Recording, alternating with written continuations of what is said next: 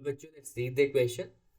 So the question is saying, identify wrong pair of statement from the following. So basically here we have four statement. We have to figure out wrong statement. All the statement are from cell cycle. So key concept क्या हो जाएगा? So the key concept here will be cell cycle. Cell cycle. अगर हम cell cycle की बात करें, basically cell cycle में क्या होता है? सबसे पहले इंटरफेज होता है. इंटरफेज में हमारा होता है G1 फेज, G1 के बाद S phase, then G2 phase, फिर आता है हमारा M फेज. एम फेज खत्म होने के बाद साइटोकाइनेसिस हो सकती है एंड साइट दो पार्ट में डिवाइड हो जाएगा. अगर हम बात करते हैं एम की, एम फेज में एक हो सकता है माइटोटिक फेज, माइटोटिक, एंड एक होता है म्योटिक, मियोसिस एंड माइटोसिस.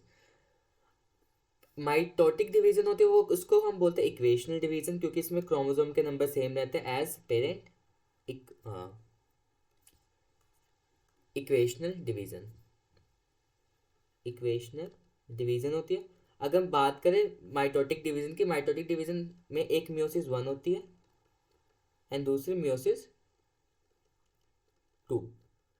अगर मियोसिस 1 की बात करें, इसको रिडक्शनल डिवीजन कहते हैं. इसमें क्रोमोसोम के नंबर क्या हो जाते हैं? हाफ हो जाते हैं. डिप्लॉइड से सेल किस में आ जाता है? हैप्लॉइड स्टेट में आ जाता है. मियोसिस सेकंड की बात करें तो it is what? Equational division. इसमें क्या होता है? क्रोमोसोम के number remain same as the parent one. अब एक एक करके बात करते हैं. The first statement is saying about cell organelle are nearly formed in G2 phase. अगर हम बात करें G2 फेज, ये क्या होगा?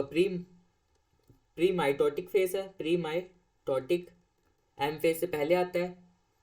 साथ में अगर मियोसिस होगी तो मियोटिक होगा. प्री माइटोटिक और पोस्ट एस फेज होता है. इसमें बेसिकली क्या होता है? सिंथेसिस किसका होता है? तो ट्यूबलिन प्रोटीन का, जो किस में हेल्प करेगा? किस एम फेज में हेल्प करेगा.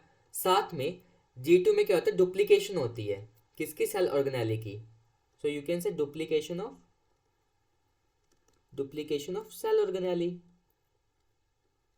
Cell organelle. सो इस हिसाब से फर्स्ट स्टेटमेंट क्या हो जाएगी? Organelle, organelles. तो इस हिसाब से फर्स्ट स्टेटमेंट हमारी सही हो जाएगी. Talking about B, doubling of chromosome occur in S phase of the interphase. देखो क्या होता है, जो हमारा डबलिंग ऑफ एस फेज में बेसिकली हमारा डीएनए का डुप्लीकेशन होता है. डीएनए की अमाउंट है वो डबल हो जाती है, पर chromosome number remain same. So यहाँ पे गलत हो जाएगा.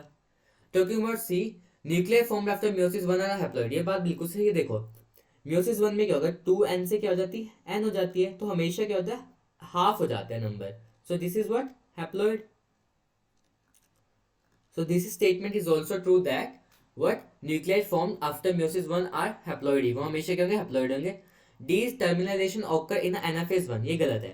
प्रोफेज 1 का जो लास्ट स्टेज होता है डाइकाइनेसिस, डाइकाइनेसिस, उस स्टेज में क्या होगा? उस स्टेज में हमारा टर्मिनलाइजेशन होता है, काइजमाटा की फॉर्मेशन हो जाती है. Then we regarded as a terminalization. So हमारा बी और डी स्टेटमेंट क्या रॉन्ग है. सो इस हिसाब से आंसर क्या हो जाएगा? Answer is A, B and D. So we can write the answer over here. Answer is A, because statement A, B and D is wrong. Hope you understood that. Best of luck.